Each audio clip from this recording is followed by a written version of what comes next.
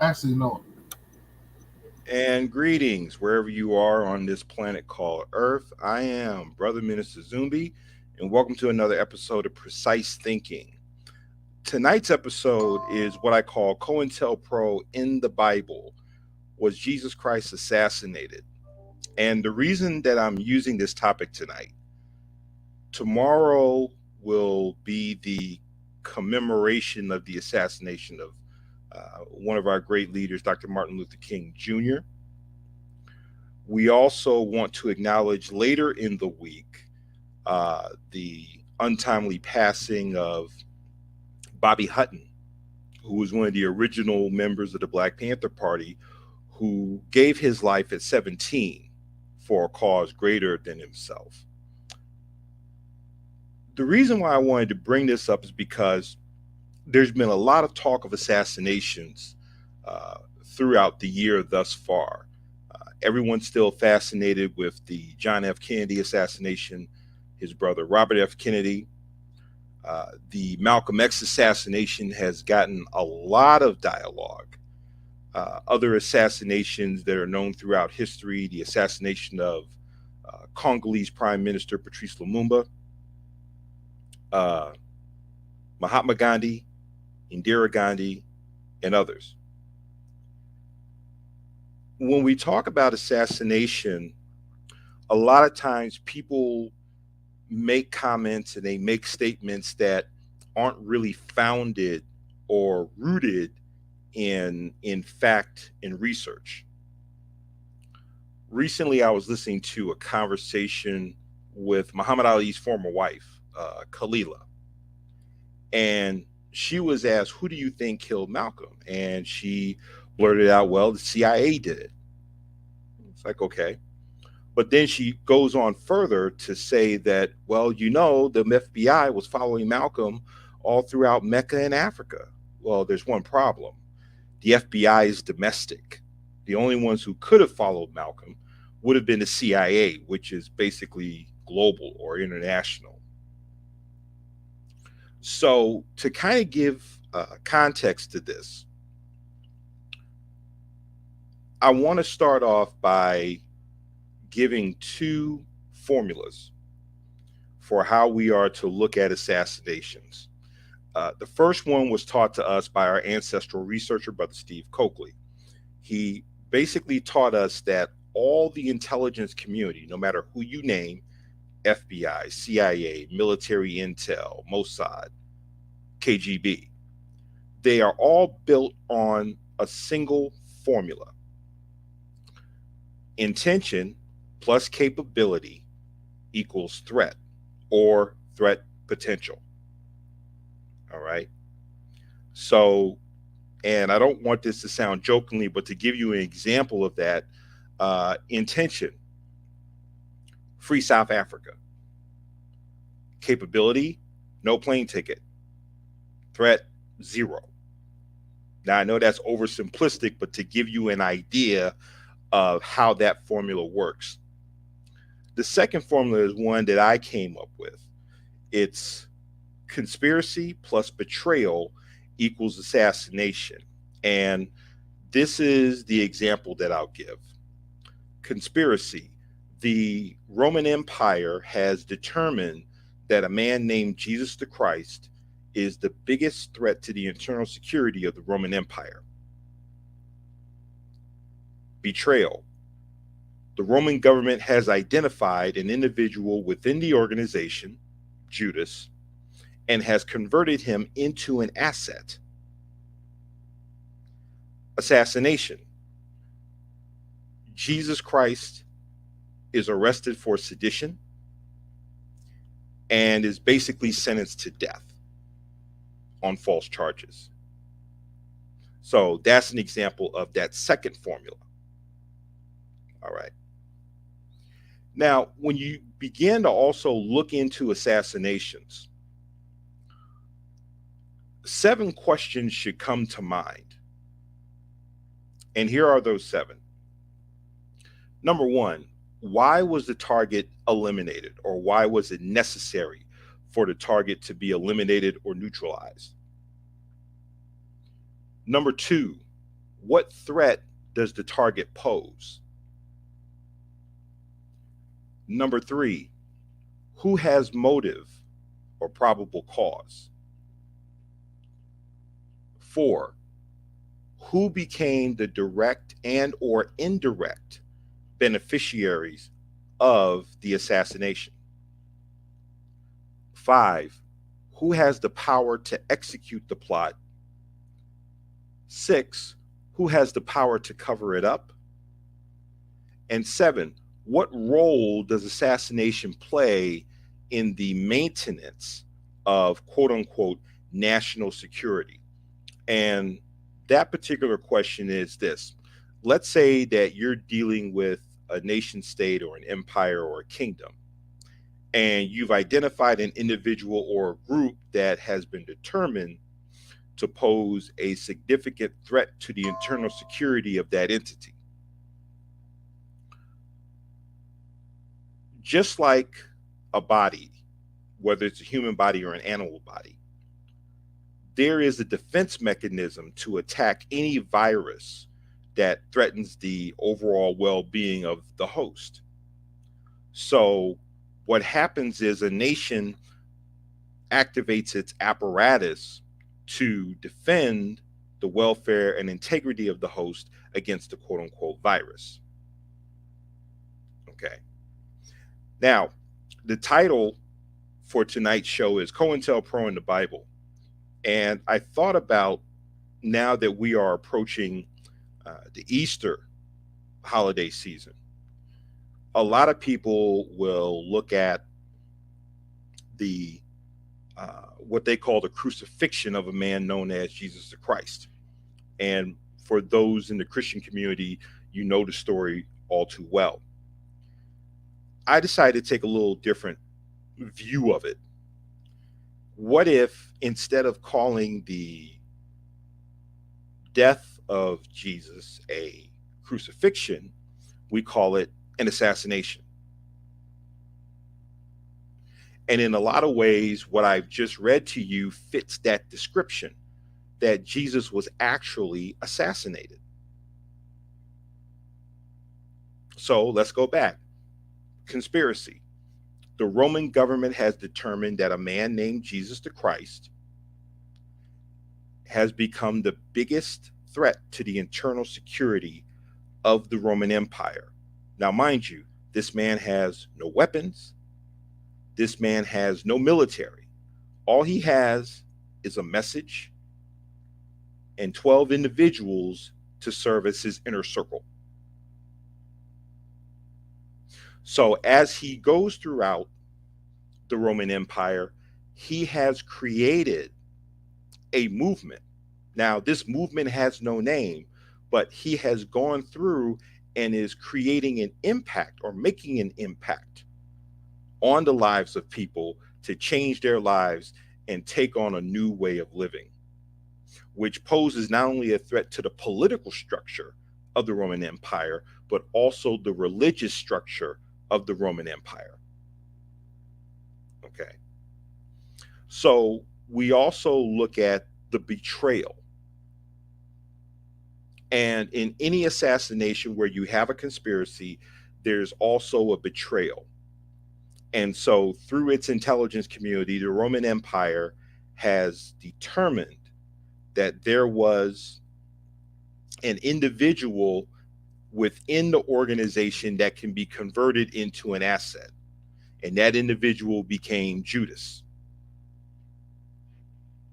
So once Judas was converted into an asset for the benefit of the Roman Empire, he was used to basically bring Jesus up on charges of sedition and brought before the Roman judicial system, where he is ultimately sentenced to death on false charges. The man has committed no crime, no priors, but because of the perceived threat that he poses, it is determined that this individual must be eliminated or neutralized. And that's the language that the intelligence community uses. If there's a target, you eliminate it or neutralize it. Okay.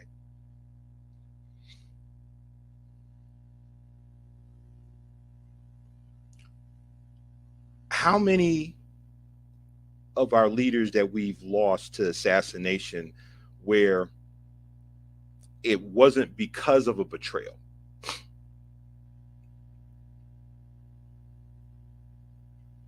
Martin had a level of betrayal. Malcolm had a level of betrayal. Patrice Lumumba, betrayal. Thomas Sankara, betrayal. Even if you want to deal from a Hollywood perspective, the movie Braveheart, where William Wallace was betrayed by the nobles in Scotland to where he was served up to the English Empire. So we always have to ask ourselves is how do we deal with the betrayal in situations like this? Why was the target eliminated? And we've kind of gone through that. If the target has been determined to have some level of threat or some type of threat potential, then it is determined, okay, how do we deal with this target? Is there a way to neutralize the target? Does the target need money? What weaknesses does the target have to where we can use money? Can we use women or men? So they want to find out how can they neutralize the effectiveness of this target? And what threat does the target pose? Now, in the case of Jesus the Christ, the threat is political as well as religious, and to an extent, economic. Number three, who has motive or probable cause to eliminate this target? It could be various government agencies.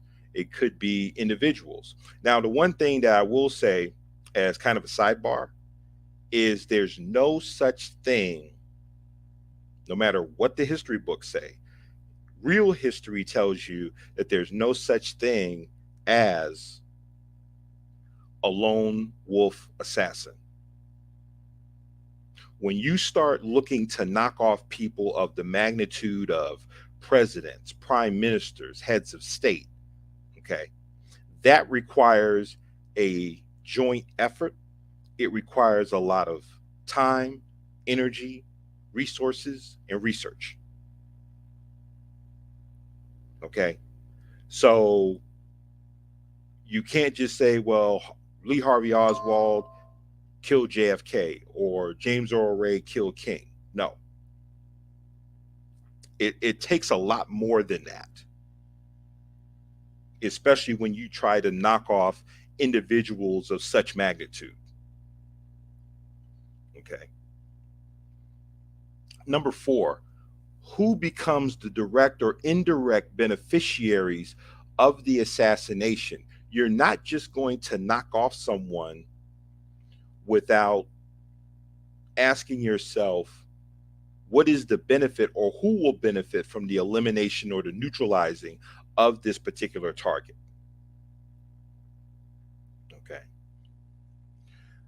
Five, who has the power to execute the plot? And usually it's more than one entity. It could be entities from the same group, or it could be entities on opposing sides. And a prime example of that is the movie Star Trek VI, The Undiscovered Country. And for those of you who may not have seen it, I'll give you a basic background. The Klingon ambassador Gorkin opened up a dialogue with Starship Federation. And eventually he is murdered in an assassination plot, and Captain Kirk is framed for the murder. Okay. So I won't spoil it with going into the rest of the movie, but if you go and you watch Star Trek 6, you will get a very good you'll get a very good analysis of how an assassination can play itself out. Okay. Who has the power to cover it up? When you study assassinations, there is always a fall guy or quote unquote patsy. Okay. So if you have a patsy and you leave the patsy to take the weight of the crime, now those who were involved in it can kind of walk away scot-free. So we can say Lee Harvey Oswald was the patsy. We can say James Earl Ray was a patsy. Okay. And then what role does assassination play in the maintenance of national security, or what we call a nation's immune system to fight viruses? Now, there is supposedly this rule that no nation can knock off another nation's head of state, but history has shown us differently. And in the case of Patrice Lumumba, it was discovered that the Belgians, along with the US, under the presidency of Dwight Eisenhower and the CIA director at the time, Allen Dulles, they put up the funding to execute the assassination of Patrice Lumumba, because he had posed not only a political threat, but an economic threat to those who had interest in that region, had very significant amount of mineral wealth in that region.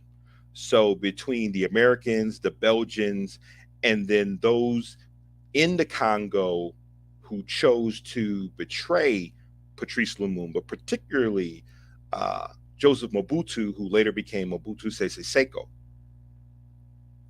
was basically put in charge of the Congo after Patrice Lumumba was assassinated.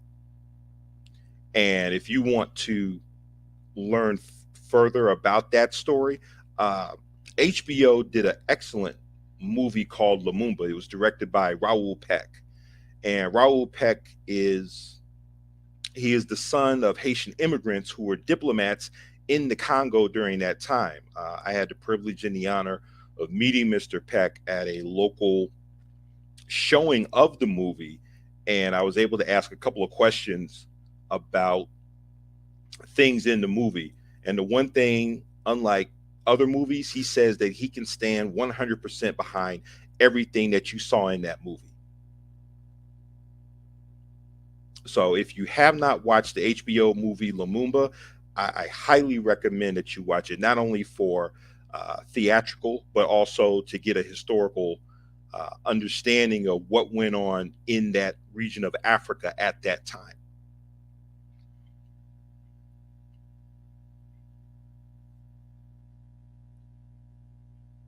So I'd be very interested to see how other people would approach studying assassination.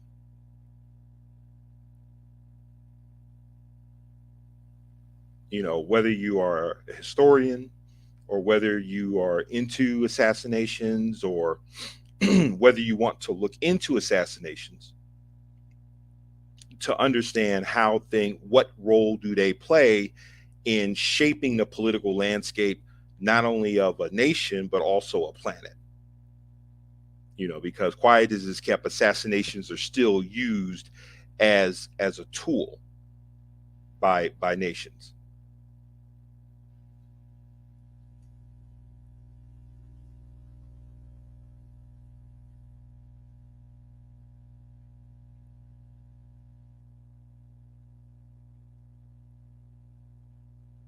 Okay, I always like to make sure that I have everything covered here.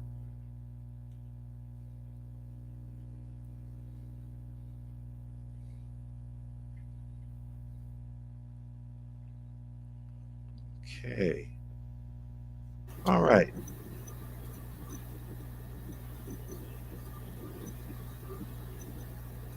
All right, good brother. Looks like you went through your 1 through 7. Yes. So I went through the 1 through 7. I also went through the 2 questions. Is there any questions you have for me? Yes, I guess, my main question is always, how does this empower us? It empowers us from the standpoint of taking a more logical approach to studying assassinations and not just coming from a reactionary emotional standpoint. What it also does is, if we study these things, now we can begin to ask ourselves, how do we prevent situations like this from happening in the future? And I'll give you an example. Um, like I said, the main assassination that's been discussed so far this year has been Malcolm's assassination. And one of the things that really has to be discussed about that assassination is security, and what accountability does the security or lack of security, how much of that do we place on the OAAU and to an extent Muslim Mosque Incorporated, because these are the two organizations that Malcolm founded. And I know everybody says, well, Malcolm said no security, but this man has already had his house firebombed. There have been numerous attempts on his life, both domestically and globally. Before he got back to New York, there was an attempt on his life where he had suffered botulism or food poisoning, and they barely got him to the hospital to get his stomach pumped.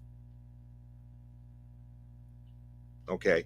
So it gives us an idea of how an assassination can take place and what steps do we need to take to prevent something like this from happening. And that's where the security team, where your primary objective is to protect your number one asset.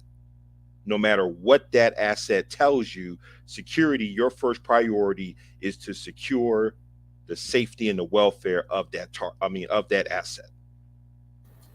Okay. This is a little different.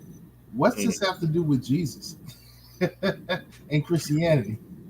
Well, that's why I said, when you look at something like Jesus, it's kind of like taking a different look at it, because a lot of times when people read whatever your scripture is, your Torah, your Bible, Quran, Bhagavad Gita, a lot of times you look at it religiously, but when you look at it, if you look at it from a political or even an economical standpoint, you know, it's a blueprint that guides you into things that happen on an everyday basis with human activity. Okay, and that's why I said, when I started looking at the Jesus Judas um, dynamic, it really plays out as more of an assassination than a crucifixion. So will we call it a crucifixion simply because it was done on the tau or the cross? Is the cross meaning crux? Is Mm. I guess if we don't want to, if the term assassination could be as applicable as crucifixion, how does that impact the Christian belief system? I think it gives another lens to it, or another layer to it. Okay, because and again, it should teach you lessons about, if you say you love someone, or if you say that we love our leader, then what are you willing to do to protect him or her from harm? Okay, if this is your number one asset, because remember, Jesus was the leader of the movement. Now, I don't know, amongst the 12, and you're probably more of a biblical person than myself, who among the 12 disciples would have been responsible for the security of Jesus? Hmm, that's a great question. I think depending upon the passage in the canonized Christian Bible, it will give you who were the people who were responsible for protection. There was one section where one of the, I want to say it was Peter who may have cut off a guard's ear. One section. In another section, when Yeshua met with his ancestry, he met with Elijah and Moses in the top of a hill. There were two others that were watching, and they were falling. They actually they fell asleep, and after they fell asleep is when Yeshua gets a chance to meet with, Moses and Elijah, two of his ancestors. He actually had a visiting, although Christians don't talk about it in that manner. And Christians normally don't talk about ancestors. Right. But in the Bible, Yeshua actually meets with two of his ancestors just before this Easter time that we're dealing with Passion Week, and these other things that are happening before Lent even happened. If I'm correct in my time schedule, I might be a little wrong. This may have happened during what we consider Lent now, but and I can't think of the word. I want to say annunciation, but I'm pronouncing it incorrectly. But so if you look, there were those who were protecting him at those two different times. So that's a great question. That's for somebody who reads their Bible every day. Yeah, because I'm thinking when Jesus was at Gethsemane, nobody should have been asleep, because you knew what the climate was. So there should have been security around the clock while Jesus was meeting with his ancestors. So the disciples failed him by not protecting him, or not taking the climate serious enough to provide security. And the fact that, the intelligence community, the Roman government, was able to touch one of those individuals within the organization and be able to turn him into an asset. Okay. And like I said, that speaks to the lack of security, and it also speaks to the lack of integrity.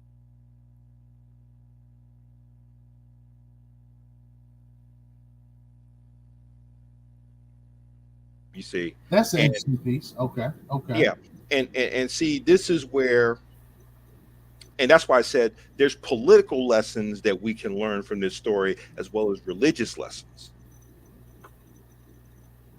Okay. So that's why I said, so it was called the Transfiguration. In Christendom, they call it the Transfiguration. And about 8 days after Jesus said this, he took Peter, John, and James with him and went up into a mountain to pray. As he was praying, the appearance of his face changed, and his clothes became as bright as flashlight. Two men, Moses and Elijah, appeared in glorious splendor, talking with Jesus. They spoke about his departure, which he was about to bring to fulfillment in Jerusalem.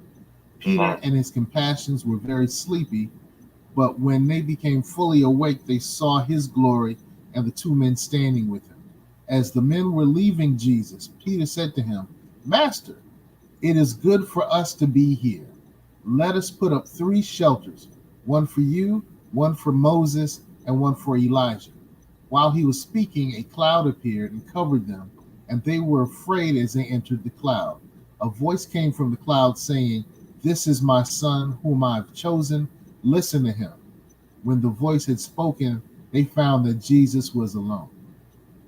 So that's called the Transfiguration. That's Luke 9:28 to 36. So in this case, he took Peter, John, and James with him. Okay. And from, let's say from how you read the story, how would you grade those 3 disciples in terms of their handling of the security of Jesus at that time?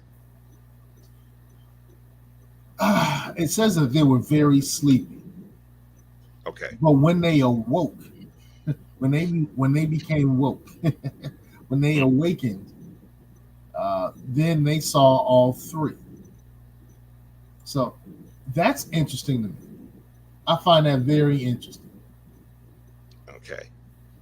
Yeah. So to answer Because your question, it looks like for some reason they were given the need to go to sleep. If that makes sense. okay. So it kind of looks like a divine design, if you will. Mhm. But even and but I still look at it as, if you are aware of the climate in which Jesus was operating, where the Roman government basically had him marked for death, and you're that lax with your security, then I have to question, how much do you really care about your leader?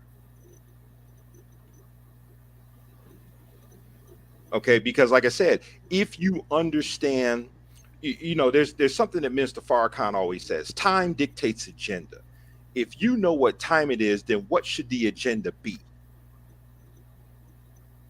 Okay, so if the disciples knew that the time was where, like Pac says, death is around the corner, the security should have been the primary, number one priority of those 12 disciples. No matter And how they did, no matter how they had to divvy it up, that was their number one priority, because I'm sure that there were assassination attempts on Jesus leading up to him being captured and being falsely accused for sedition. all right, so your message is to those who are followers of the Christian faith, to those who enjoy or learn something from reading the canonized Bible, or for Mhm. those who find inspiration in Christendom, that they should look at what happened with the crucifixion of Yeshua and find ways to better protect those that they care for. That, as is everything else in the canonized Bible, this is an example of how you should behave. This is an example of how you can handle situations. This is an example of how you can improve situations. Is that your argument? Yes, and like I said, that's one of the things that you can gain from this story, and that's why I said, I guess I'm taking more of like a political position on this, because again, I have to question, who was it? I think it was Malcolm's close aide, Earl Grant, where he was being interviewed about Malcolm, and somewhere during his answer, he broke down and said, in his sobbing, we failed him. And to think that someone as close to Malcolm as Earl Grant, from the time we lost Malcolm in February of 1965 until I think maybe a couple of years ago, where Elder Grant joined the ancestors, okay, to carry that guilt for that long, to say, not only did we fail our leader, I failed my best friend.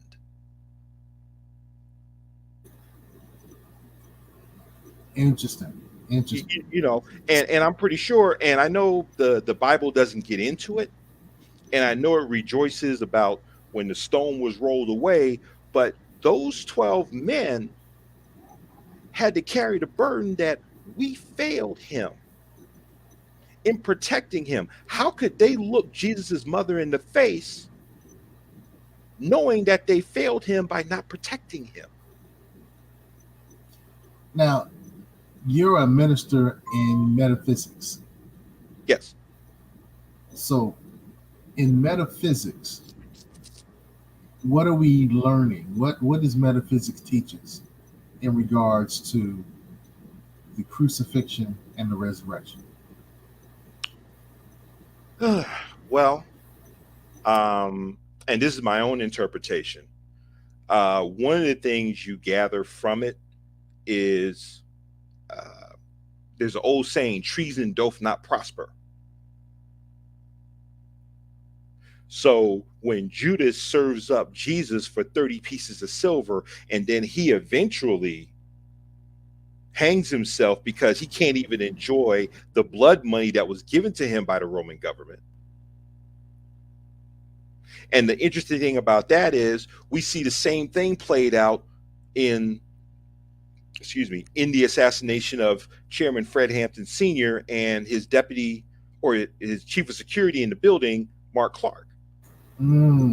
Okay, because what people don't realize,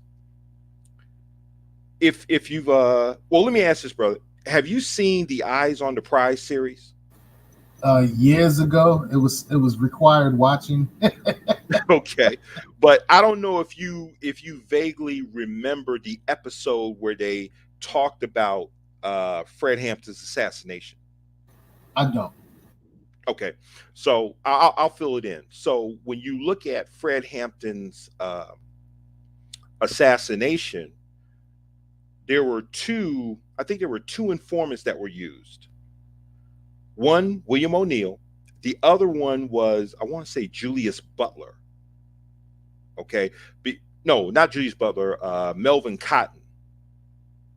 Because there was one, William O'Neill, who actually gave the floor plans of where Chairman Fred and his wife's sister, Sister Akua Njeri, who at the time was Sister Deborah Johnson, were staying. Okay. The other informant actually laced Chairman Fred's fruit punch with Seconal. And according to the independent toxicology report, there was so much Seconal in Chairman Fred's fruit punch, he would have never awakened. Okay. He would have never awakened. So basically, he was killed twice, once by the Seconal and the other by Chicago police. Okay. And then 30 years later, O'Neill, he finally kills himself by running out into the highway and get hit by a car. Right. Remember that. Okay. So that's the thing that we should take from when we start studying assassinations, and then again from looking at the crucifixion of Jesus from a political perspective about, if you say you love someone, what are you willing to do to ensure their safety and security in critical moments? And we're not talking about Will Smith. No, not at all. All right. Brother Zumbi, I thought you brought another great message. You want to wrap this baby up? Sure. And usually how we end this, we talk about my debut book, The Gospel of Afro-nomic Theology, is what I call a Black economic blueprint for the 21st century and beyond. One of the things that I talk about is principle number 19 in the Gospel of Afro-nomic Theology, cultural tithing, where I say that a dime out of every dollar should go to a race-first organization that looks after the lives and livelihoods of the people. I also talk about being a quote-unquote cop meaning creator, owner, and producer of whatever it is you create. We are in a vibration now where we must become producers and no longer consumers. And finally, being a 20-hour revolutionary. Every week, you should make a commitment to make a $20 purchase from a Black-owned business, whether it's e-commerce or brick and mortar. And if we get enough people on board, now my long-term objective is, how do we get 50 million people to practice this? Because when we do, in a 1-year period, we can shift $52 billion back into our Black economy so we can produce jobs for ourselves and create more institutions and industries for ourselves.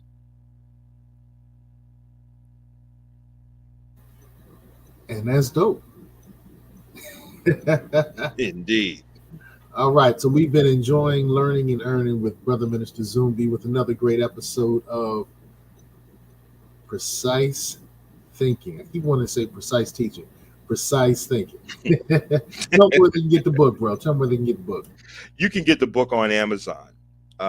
Right now, I'm working on the second edition as well as a new book in the works, which is called the Chicago Code, which would be um, what I call a Bushido for African men.